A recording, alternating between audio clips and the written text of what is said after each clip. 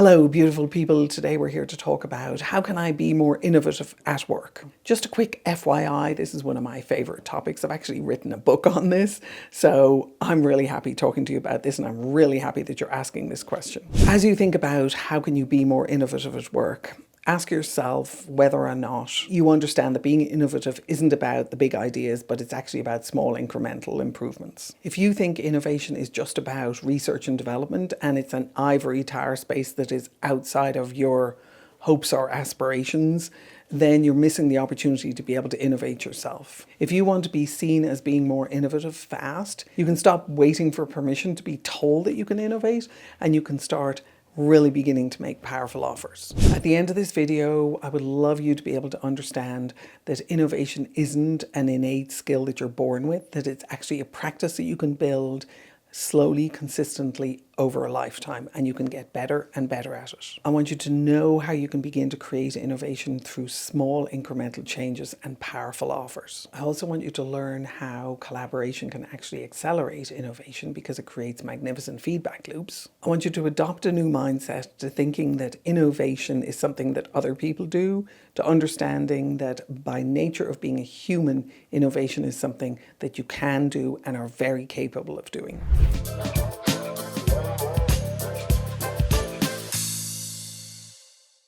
So I've written a book called The Innovation Mindset. Obviously, I'd love you to buy a copy. Obviously, I'd love you to review it. But if you don't do any of those things, at least understand that innovation is a mindset and it's a practice and it's something that I care deeply about and I want to help you be better at. When you start thinking about innovation, there's two kind of ends of innovation in terms of extremes. One is a moonshot, which is truly a transformational innovation. And the moonshot idea comes from the fact that we actually put a human on the moon, and all of the associated technologies that came with that produced a huge big explosion in American and in global innovation at the time. And the other one is small incremental innovations. Now, the small incremental innovations can add up to pretty significant change over time. If you don't consider yourself to be an innovator, I would love you to start at the small incremental innovations. They come from your unique perspective and your unique ability to be able to listen to what matters to other people and to make offers to them. So you're making proposals to them to deliver value for them, and you're treating them as if they are your customer for that small piece of work. As you start boiling down your ability to be able to make change happen in your company to small incremental offers that you're going to make, what you will find is that you will build that muscle the same way as you build the muscle in the gym, the same way you build muscle when you're playing a musical instrument, or you're learning a new skill, or you're playing a new sport. What you're doing in there is you're building your capacity to be able to do greater and greater things over time. Start small with a small offer to an ideal customer, preferably someone who actually cares about you, likes you, and wants to be happy with whatever it is you deliver for them, and wants to help you design it so they will be happy. If you start making those kind of offers, you will start thinking of yourself as an innovator, and you'll start seeing more and more opportunities to be able to innovate inside your company and create new value inside your company. So on the one hand, innovation can be in a moonshot. On the other hand, innovation can be small ways to create new value. One of the other fantastic things that innovation helps you start thinking about in terms of how you think about yourself, how can I be more innovative at work, is you start thinking of yourself as someone who is innovative because you're building your innovation capacity and your innovation competence. One of the things you'll discover on this path, on this journey, is that you will look now to begin to, once you've made a first couple of offers and they've been successful and you've identified your customers and you see how they work, you'll start thinking of yourself as an innovator, and you start looking for other people who you want to innovate with. So you start enrolling other people in your process of creating innovation, and you'll find yourself beginning to teach them how to do innovation by making these small incremental value adding offers to internal customers who you actually treat like a customer. Once you start doing that, you'll start getting more feedback and more understanding and more perspective from them. The broader your perspective and the more extensive your understanding of how things work inside your company, what your company is doing in the marketplace, how effective your company is at serving their customers, how productive your company is in terms of their ability to be able to engage people, how successful your company is in terms of the revenues that they generate, what you're looking to do and the profitability they generate. But when you start doing this, you'll start having different conversations with people and engaging with them differently, and your aperture of understanding will really expand, and you'll start seeing innovations and opportunities for making powerful offers that are innovative and that add new value across your organization. And the organization kind of becomes a fun playground.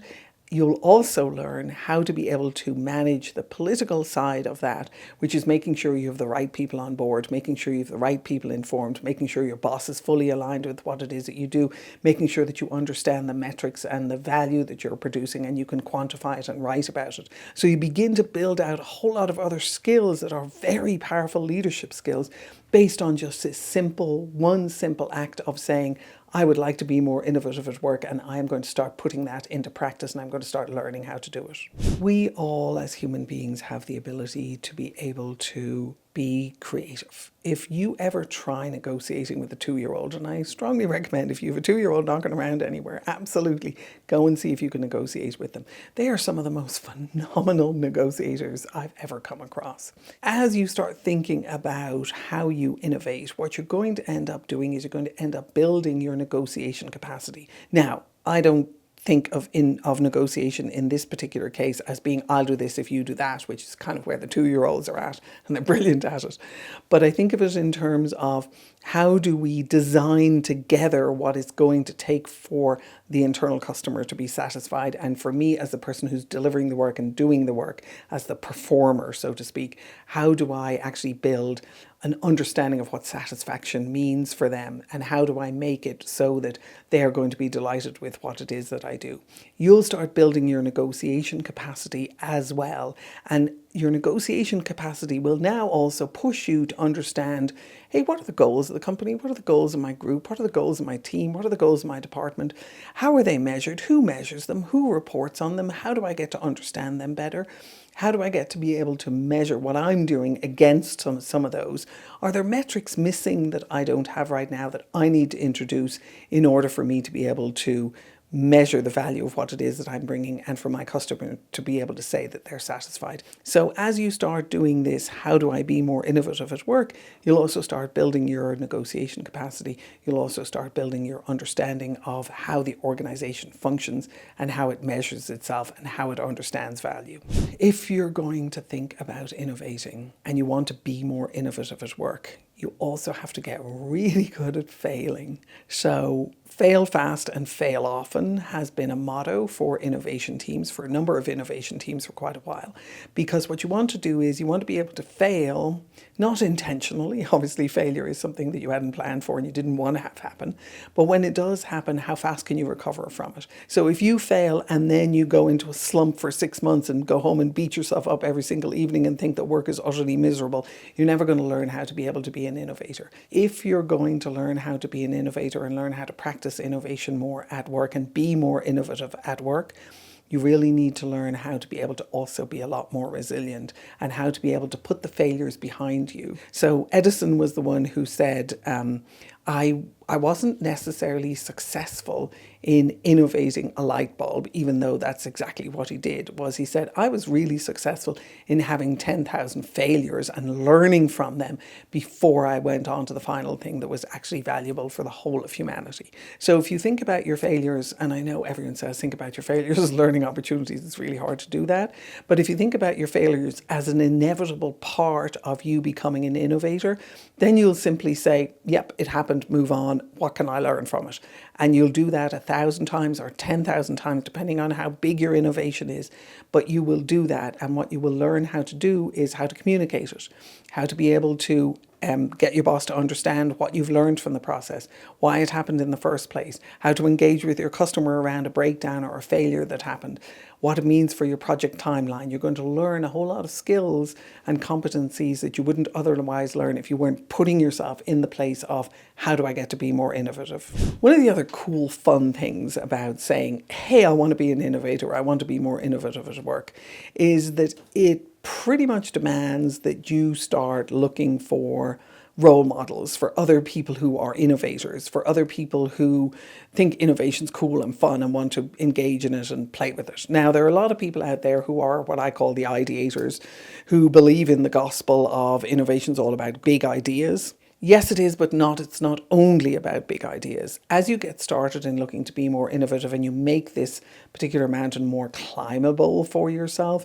I really encourage you to look at innovation as being very close to incremental improvement, where it's incremental improvement, but it's new value that hasn't actually happened in the company before. And you're setting yourself up to be able to do that very effectively. Then you've got a hugely long leash. You can play as long and as far and as much as you want to, and you can end up doing a huge moonshot innovation ultimately. But the practices are the same. The practices of actually learning to work and collaborate with other people, of learning to be able to deal with failure, of learning how to make powerful offers, of learning how to engage effectively with customers and deeply listen to them, of learning how to understand value and see where value is added and where value is subtracted or destroyed. Those skills are the skills of an innovator, regardless of whether or not they're doing incremental or whether they're doing moonshots. As you get started on your innovation journey, just know that you have my full support. I will love you to be a phenomenal innovator. I absolutely, again, encourage you to read the book because I think it'll help you with it, and we'll talk about various aspects of it in a number of other videos. But as you get ready to do that, also begin to develop your self-reflection muscle and your introspection muscle. How objective can I be about myself and my own abilities? One of the things that will help you do that is my Get Promoted assessment. It's down below in the comments. It's also www.getpromotedassessment.com, and it'll help you begin to build those self-reflection muscles. You're asking yourself, are you ready to get a promotion? But I'm also asking you, are you innovative enough to be able to get a promotion? So that's woven into that. That's kind of my background understanding of what a valuable promotable person is a person who's able to do a certain amount of innovation. So take the assessment, let me know how it goes for you. If you're committed to becoming an innovator, subscribe. There's going to be loads more content for you on innovation. And welcome to the crew. I wish you the very best of luck with it, and let me know what I can do to help you on your journey.